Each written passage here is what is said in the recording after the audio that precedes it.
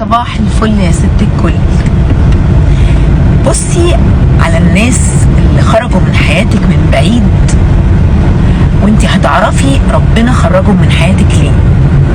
لو فكرتي بشكل عقلاني اكتر ولغيتي عواطفك شوية هتعرفي تشوفي الصورة واضحة، هتعرفي تشوفيهم بشكل اوضح. لان احنا دايما لما بيكون الناس في حياتنا ما بنبقاش شايفينهم بالشكل الواضح، لان احنا بنبقى بنحبهم فبنفكر فيهم بعواطفنا، شايفينهم بعواطفنا.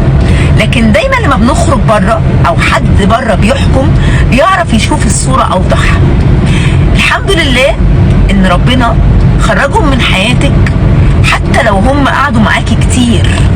لما يخرجوا من حياتي حتى لو خدوا من عمري جزء كبير احسن ما يكملوا معايا العمر كله، وعمري كله يروح مع ناس وحشة، ناس مش عارفة قيمتي، ناس منافقة، ناس مش عارفة تتعامل معايا، وعارفة انا بحبهم قد ايه، وعارفة انا قد ايه متفانية معاهم، مش مقدريني زي ما انا مقدراهم. اوعي تزعلي، فكري شوية بعقلك وشوفي من بره الصورة، هتعرفي وهتشوفيهم بشكل تاني خالص غير لما كانوا معاكي.